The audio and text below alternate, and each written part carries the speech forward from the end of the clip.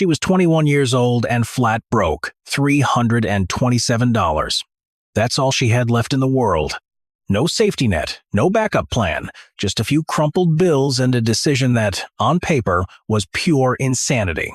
She bought a flooded quarry, an abandoned limestone pit in rural Pennsylvania. Toxic, forgotten. The locals called it the Dead Basin. Nobody had touched it in over 50 years. Rumors circled it like vultures, strange incidents, failed projects, things swallowed by the dark water that never came back. The economic downturn had taken everything. Her college plans, her part-time job, the modest savings she'd scraped together. Bills piled up while opportunities disappeared. The people she trusted started drifting away, like failure was something you could catch just by standing too close. So she stood at the edge of that quarry. The water stretched out like black glass, perfectly still, reflecting nothing but a dull gray sky. No birds. No wind. Just silence pressing in from every side. It didn't look like water you could swim in. It looked like something that swallowed things whole and kept them. For a moment, she questioned everything. What had she done?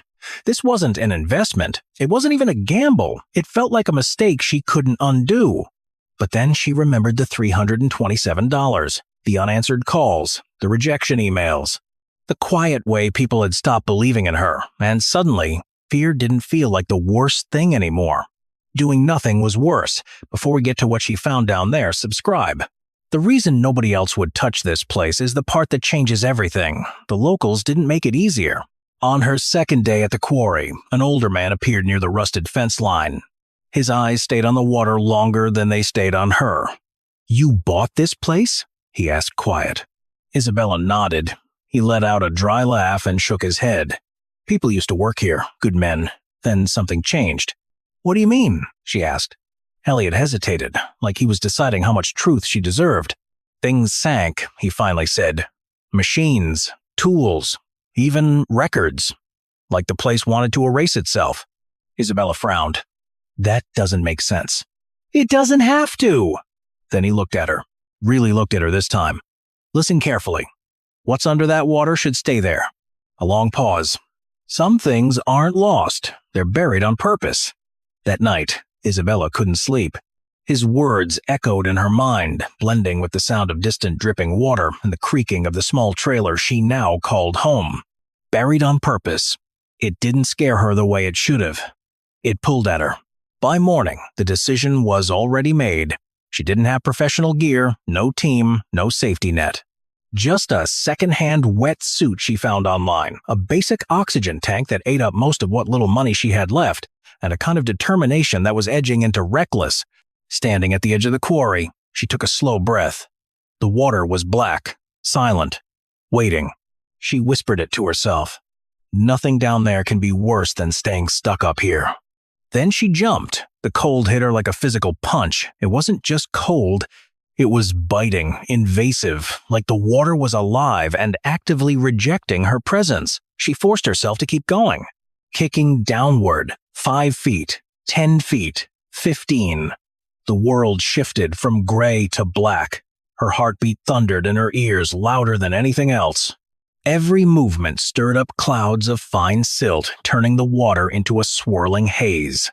Then shapes began to emerge. Twisted metal beams, collapsed machinery, fragments of things that used to be functional. It looked like a graveyard. Machines don't die naturally, they get dragged down here and forgotten. And then something moved. Her light flickered across a shadow, shifting just beyond her vision. She froze, her breath caught in her throat. Her mind raced fish, debris, something else. The shadow didn't come closer, but it didn't disappear either. It lingered, watching. She almost turned back. Almost. But then her light caught something unnatural. A straight edge, sharp, defined, not rock, not debris, something man-made. Heart-pounding, she swam closer, brushed away layers of thick silt. And there it was. A massive iron structure, half buried in the quarry floor. Not scrap, not random debris. This was intentional. A chest. Enormous, far bigger than anything she expected to find. Its surface was coated in decades of corrosion, but the shape was unmistakable. reinforced edges, heavy hinges, and most disturbing of all, it was sealed tightly, as if whatever was inside had been meant to stay hidden, no matter what. Her pulse spiked. This wasn't normal. People don't just leave something like this behind, not unless they had a reason. Her oxygen regulator crackled a sharp, jarring sound. Tank pressure dropped slightly. Nothing critical, but enough to send a surge of panic through her chest. She didn't have time.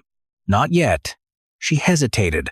Her hand hovered inches from the rusted surface. Every instinct told her to leave. Go back up. Forget this. Walk away while she still could. But instead, she reached out and touched it. The moment her fingers made contact, a cloud of trapped gas burst from beneath the chest, exploded into the water around her. Her vision blurred instantly. The water turned dark. Her lungs tightened as the regulator struggled to keep up. For a split second, she couldn't breathe. Panic hit. Real panic. The kind that claws at your chest and screams you're not getting out. She kicked hard, pulled herself back, fought through the thickening cloud as her vision narrowed. Up. She needed to go up. Now. Breaking through the surface, she gasped violently, dragging in air like she hadn't breathed in years. Her entire body trembled as she clung to the edge of the quarry. Alive. Barely. But the chest was still down there, still waiting. And now she knew whatever was inside it had been sealed tight for a reason. 2 days. She didn't go near the water. Not because she was scared. Well, maybe a little. But mostly because she knew now that the quarry wasn't just abandoned, it was unpredictable. The gas burst, the way her lungs had seized, the shadow that stayed just out of sight, none of it was normal. But she couldn't stop thinking about the chest. On the third morning, she made her choice. If she was going back down, she would do it right. She drove nearly 2 hours to the nearest town, spent almost everything she had left. Better oxygen tanks, a reinforced mask, a high-lumen underwater light, a tether line anchored to the surface. If this didn't work, she'd have nothing. Standing at the edge again, she felt different, not fearless, focused. I'm not leaving without answers. She stepped in. The descent was smoother this time. Controlled. Her new light cut through the darkness like a blade, revealing things she'd missed before. The wreckage below wasn't random. It looked organized, deliberate, like someone had placed it there on purpose. Then she saw it, the chest. Still there, still waiting. But something was different now. Chains. Heavy iron chains wrapped around the chest, buried in the silt and anchored deep into the rock. Her stomach tightened. This wasn't just storage. This was containment. Who would go this far? No answer. Just silence. She swam closer. One of the anchor points had weakened, decades of corrosion eating through the metal. The rock around it was fractured. That was the weak link. She pulled out her cutting tool and hesitated. If those chains were meant to hold something down, what happens when they don't? Her heart pounded. She cut anyway. The moment the final strand snapped, the quarry reacted. A deep, low rumble vibrated through the water. Silt exploded upward, turning everything into a blinding gray storm. Visibility dropped to 0. The chest shifted. At first, just slightly, then violently. It jerked upward as something beneath it released. A surge of trapped gas burst from the quarry floor, rising in violent streams around her. The pressure changed instantly. Her ears rang, her vision blurred, and then something grabbed her ankle. Something grabbed her ankle. Isabella's whole body locked. Her mind screamed at her kick, fight, get free. She thrashed wildly, her light swinging through the black water. Nothing. The beam showed nothing, but the pressure was real. Something had held her. She forced the panic down, breathed. Focus. Get the chest. Get out. One last pull on the tether line. The chest budged barely.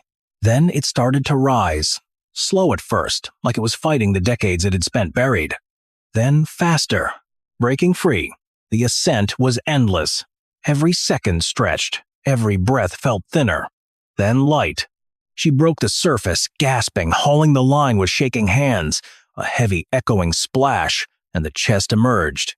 It was bigger than she remembered. Up close, she could see the reinforced iron plating, the riveted edges, the locking mechanism built to survive.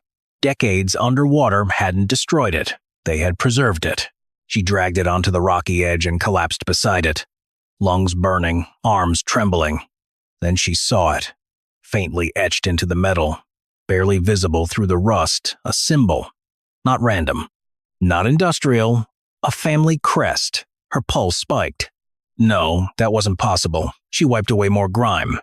Clearer now. The same symbol she had seen once before on an old photograph her mother kept hidden away. A symbol tied to a past no one in her family ever talked about. Isabella leaned back, heart pounding. This wasn't just a discovery anymore. This was personal. Whatever was inside, that chest wasn't just buried in the quarry. It had been buried in her family's history. She sat there for a long time, not opening it, not even touching it, just breathing. Because somewhere deep down, she already knew whatever was inside wasn't going to be simple. Nearly an hour passed before she moved. She grabbed a rusted crowbar from the truck and walked back to the chest. The lock was old, but stubborn like it had fought off time itself. She took a breath. Then she swung. The first strike echoed across the empty quarry. Metal against metal, sharp, loud, final. She hit it again, and again, until finally crack, the lock gave way. Silence. Even the wind seemed to hold still. Slowly, she lifted the heavy lid. It resisted at first, like something inside didn't want to be seen. Then it opened, and she froze. Not because of what she saw, because of what she didn't. No gold, no jewels, no treasure, just paper. Stacks of it. Old documents wrapped tight in oilcloth. Bundles of handwritten letters. Rolled maps tied with brittle string. Carefully folded blueprints drawn with precise, deliberate lines. Confusion hit first, then disappointment. After everything, the danger, the fear, the near-death experience, this was what she'd risked her life for. But something told her to look closer. She picked up one of the letters. The paper was yellowed, but intact. The ink hadn't faded. Carefully, she unfolded it. Her eyes scanned the first few lines, then stopped. Her breath caught. At the bottom of the page was a name. Not just any name. Carter. Her hand started shaking. No, that's not possible. She grabbed another letter, then another, each one signed the same way. Carter. A Carter. Her chest tightened. This wasn't coincidence. This was a connection. She moved faster now. Unrolled one of the maps. It showed the quarry not as it was now, but as it was meant to be. Sections labeled. Water flow systems mapped. Structural reinforcements carefully designed. This wasn't just land. It was a project, a vision. At the top of one blueprint, written in bold handwriting, Restoration Plan Phase 1. Her heart skipped. This quarry was never supposed to stay abandoned. It had been interrupted. She opened another document. Different from the rest, more personal. The handwriting was shakier, older. She read the first line, and everything changed. If you are reading this, then it means the land has found its way back to you. Her breath hitched. This place was never meant to be buried. It was meant to heal. Her eyes moved faster now, heart pounding louder with every word. What lies beneath is not something to fear, it is something to restore. That night, Isabella didn't sleep. Not because she was scared, but because her mind wouldn't stop. Her trailer was covered in documents, blueprints taped to the walls, papers spread across every surface. She stood in the middle of it all, staring. And then she saw it. A pattern the source materials hadn't shown her before, a cross-section of the land beneath the quarry. Layers of limestone. Underground channels. Natural filtration pathways carved by water over thousands of years. She whispered it to herself. This isn't a pit. It's a system. The quarry sat directly above a rare underground water source, naturally filtered through layers of mineral-rich rock. Not contaminated, not toxic. Pure. All this time, people believed the water was poisoned, dangerous, untouchable. They were wrong. The neglect was the problem, not the water. She flipped through more pages. There it was again, the restoration protocol. Step-by-step instructions to stabilize the quarry walls, methods to remove industrial debris without damaging the ecosystem, a filtration design that used the land itself, no chemicals, no artificial systems. This was decades ahead of its time. But then she found something tucked between two blueprints. A smaller note. More fragile, the handwriting was urgent. Funding has been cut. External pressure is increasing. We can't continue, not safely. If this project is discovered in its current state, it will be buried permanently. Her stomach dropped. This project hadn't failed, it had been shut down on purpose. Weeks later, while reinforcing the quarry wall, she noticed something wrong. The structure beneath the rock didn't match the plans. Concrete, smooth, artificial where there should have been natural limestone. She grabbed her tools and started chipping, piece by piece, hour by hour, until she broke through. A hollow space opened behind the concrete. Dark, silent, a hidden chamber. Her flashlight cut through the darkness. Equipment inside, pipes, valves, monitoring gauges. This wasn't part of the quarry. This was a sealed system, deliberately hidden. And then she saw it, a control panel, faded label above the switches. Primary flow control. One gauge still had a reading. Not zero. Active. That's impossible, she breathed. A low hum vibrated through the chamber. Her hand brushed a switch. Click. The hum grew louder. The ground trembled beneath her feet. Then silence. She ran outside, stood at the edge of the quarry. The water was moving. A slow current where there had been none. The system wasn't dead. It had been waiting to be turned back on. And she had just woken it up. The work began before sunrise. Every day, dragging rusted metal out of the water, piece by piece, clearing debris that had been sitting there for decades. Studying those blueprints late into the night, learning systems she was never trained to understand. Her hands blistered, her back screamed. Every mistake reminded her how fragile this plan really was. One wrong move, and the whole thing could collapse. But slowly, almost invisibly at first, the water started to change. The edges began to clear. That thick, oily film on the surface started to fade. The smell sharp, suffocating, the kind that stuck to your clothes. It began to disappear. And then, small signs of life. Tiny aquatic plants clinging to the rocks. Faint movements beneath the surface. Fish. Actual fish returning to a place that had been dead for decades. Birds followed. Life returned. And something inside Isabella shifted too. The girl who once doubted every step she took now moved with quiet confidence. Those hands that trembled when she first opened that rusted chest, steady now, capable. She wasn't just surviving anymore. She was building, restoring, leading. Word started to spread. Locals came back, the same people who warned her to stay away. They stood at the edge, skeptical at first, then silent. One man whispered, "This is the same place?" Isabella just nodded. Soon it wasn't just locals. Environmental groups showed up. Curious travelers, journalists. Headlines started appearing.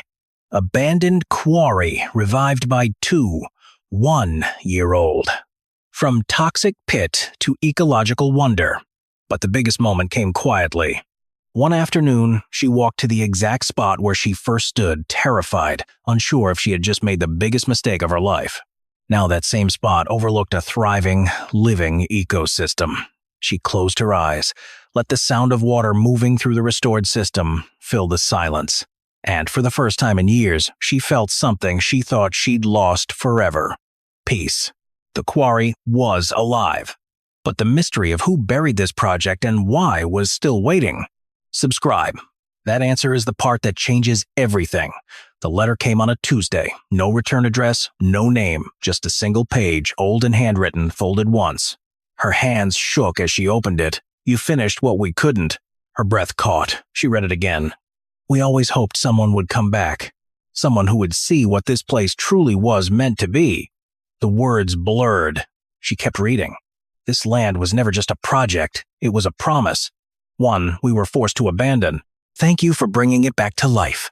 No signature. She didn't need one. She knew. Standing there at the edge of the water, the late afternoon sun catching the surface, she understood something that had been building in her for months. She hadn't just found a hidden past. She had healed it. And in doing that, she had healed herself. The quarry got a new name. Not after her, not after any company or brand, after what it had become. The Carter Sanctuary. People came. Not just to look at the water, but to understand what transformation actually looked like. Workshops, restoration programs, stories shared. People arrived broken, lost, searching for something they couldn't name. They left different because Isabella told them the truth. Not just about the success, about the fear, the doubt, the nights she almost gave up. Because that was the real story. Not the quarry itself. The choice. The choice to keep going when everything in you says stop. One evening, as the sun sank low and painted the water golden fire, she stood at the edge one last time, not looking for answers anymore, just reflecting. The girl she used to be. The risk she took. The moment she chose not to walk away. She smiled, because losing everything had led her here to something she never could have planned, never could have predicted. Something far greater than success. Purpose. The water shimmered beneath the stars, no longer dark, no longer feared, alive. Just like her, she was 21 and completely bankrupt. No safety net, no second chances, just a few $100s left, and a decision that made no sense on paper. But sometimes the moment you feel most lost is the moment you're about to find what you were meant for. The next morning, Isabella was in her car before sunrise. County archives. Dusty records. Microfilm. Old newspapers stacked in boxes that hadn't been touched in decades. She searched for the family crest, the one etched into that chest. Searched for the Carter name. Searched for anything tied to the quarry's history. One article. 1962. Local quarry closed amidst controversy. That was it. No details. Just a brief mention, buried in the back pages. She kept digging, and then she found a name she didn't recognize. Eleanor Carter. Her great-grandmother. A newspaper clipping showed Eleanor standing at a town meeting, arguing to preserve the quarry as a natural reserve. The article called her idealistic, overly ambitious. Isabella's hand shook. She never knew. No one in her family had ever mentioned this. In the same archive box, tucked behind other documents, a small leather-bound journal, Eleanor's handwriting. They call me foolish. They say the quarry is worthless. But I see what it could become: a sanctuary, a source of clean water, a gift to the community. A pause in the ink. Then, I will not let them bury this vision. The final entry was dated 1963. They've won. The funding is gone. The records will be sealed. They want this place forgotten. But then, I will leave a trail. Someone will find it. Someone will finish what we started. Isabella sat in that archive, the journal in her hands, tears streaming down her face.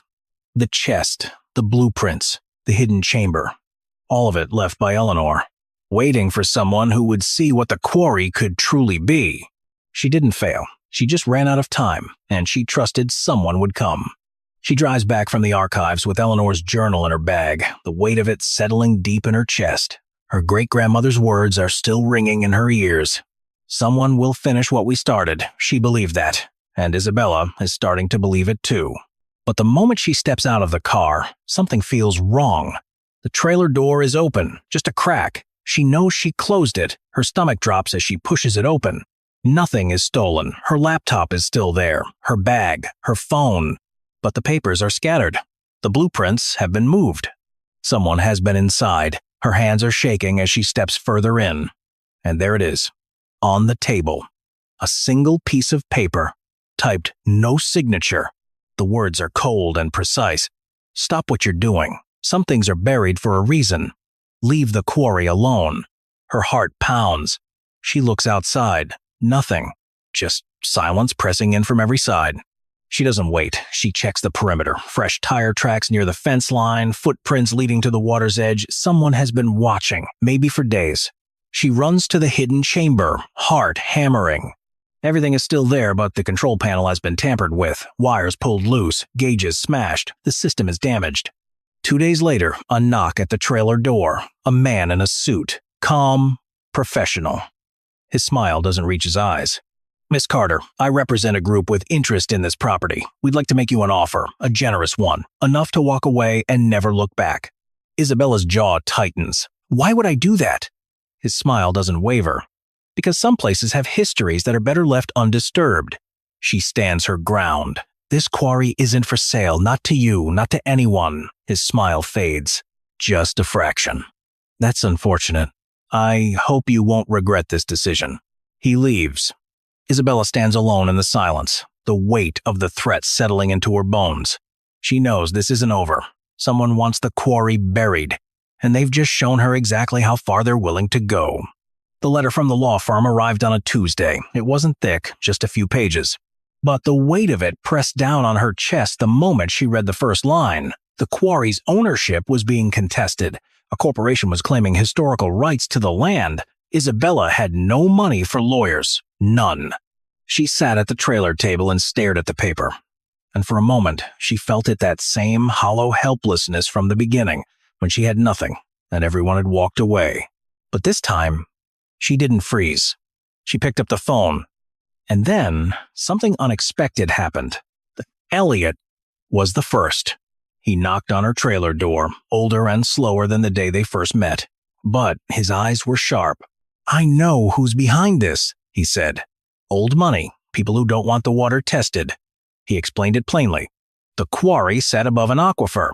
Testing that water could expose decades of illegal dumping waste buried by powerful companies who thought they'd gotten away with it. They wanted the quarry sealed forever. That's what this was about. Not ownership, silence. Isabella went back to the hidden chamber. She repaired the control panel, tested the water herself, and sent samples to a lab. The results came back exactly what she expected. The water was pure. But the surrounding soil told a different story. Traces of industrial waste, clearly documented, clearly traceable. The restoration wasn't just ecological anymore. It was evidence. Then, the fire came, small, contained, deliberate. A warning, left near the trailer while she was inside. She called the police, but there was no proof.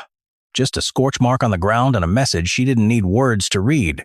She installed cameras, reinforced the door, started sleeping with a crowbar beside her bed. She was scared, honest, bone-deep scared, but she didn't run. And then a local journalist heard the story.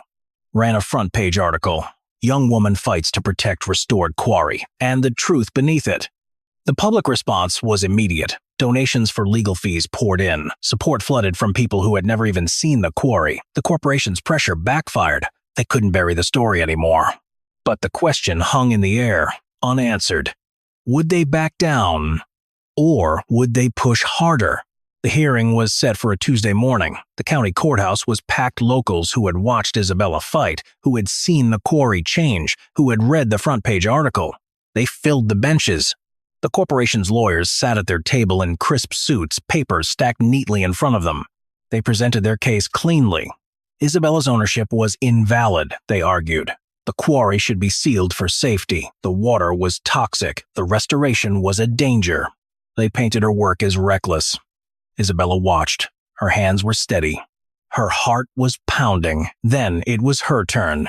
She took the stand. She brought the blueprints. She brought Eleanor's journal. She brought the water test results, the ones that showed the water was pure, that the contamination was in the soil, that it traced back to the corporation. She told the story from the beginning. Eleanor Carter's vision, the hidden chamber, the restoration, the threats, the fire. She spoke clearly, calmly, without fear. The room was silent. The judge looked at the corporation's lawyers. One question. If the water is toxic, why did your client try to buy the property? Silence. The lawyer stammered. No answer came. The evidence was irrefutable. The corporation's real motive, hiding decades of illegal dumping, was exposed in that single moment of silence. The judge ruled in Isabella's favor. The quarry was hers. The corporation was ordered to clean up the waste. The courtroom erupted. Locals cheered. Elliot, the old man from the beginning, wiped his eyes from the back row. Isabella stood at the table, overwhelmed not with victory, but with relief. The fight was over. After the hearing, she walked to the quarry alone. Stood at the edge. The water was clear now, reflecting the sky like a mirror. She thought of Eleanor, the journal, the promise. She whispered, "We did it." The wind carried the words across the water. The legal battle was won. But standing there, looking at the restored quarry, she knew the deeper question remained. What would she do with this place now? Isabella didn't stop at restoration. She created a foundation, the Carter Sanctuary Project. Its mission: take everything she learned here and apply it to abandoned quarries across the country. She hired scientists, engineers, local workers, people who once called the dead basin worthless now had jobs there. The quarry became a model, a proof of concept for environmental renewal. A small building went up near the water's edge. An education center, workshops for students who'd never seen a restored ecosystem, tours for visitors who came skeptical and left quiet, programs for communities dealing with their own forgotten industrial sites. Isabella taught them what she'd learned the hard way. The most forgotten places often hold the most potential. People drove hours to learn. The center filled up fast. She keeps the $327 receipt framed on her desk, a reminder, not of how broke she was, but of how far she'd come. The girl who once doubted every step now moves with quiet authority. Not because she stopped being afraid, because she learned to act anyway. The quarry brought jobs, clean water, tourism. Families who once avoided this place now picnic at its edges. Kids skip stones across water that was black glass 5 years ago. The dead basin is alive. She stands at the edge one more time. But she's not alone now. A group of young students surrounds her, pointing at the water, firing questions faster than she can answer. She smiles, kneels down, and tells them the story. The story of a girl who had nothing, $327, a flooded hole in the ground that everyone else called worthless, and everything she found beneath it. Years later, the sanctuary is thriving. Isabella is older now. She's giving a tour to a group of hydrologists who came to study the restored ecosystem. One of them stops at the water's edge. Frowning, he kneels down, cups a handful, and just stares at it. "This water is too pure," he says. "Even with the restoration, it shouldn't be this clean this fast." They run tests. What they find changes everything. A rare species of freshwater algae, believed extinct, thriving in the quarry. The algae naturally filters toxins at an extraordinary rate, faster than any man-made system could. It wasn't the restoration alone. The quarry was healing itself. It had been waiting for someone to give it the chance. Isabella smiles. She looks out at the water, clear and alive under the sun. "Some things aren't broken," she says. "They're just waiting for someone to believe in them." Subscribe if stories like this are what you come here for. I find one every few months, buried in places nobody looks anymore. And drop a comment. What's something in your life that felt broken but was really just waiting for the right person to see it differently?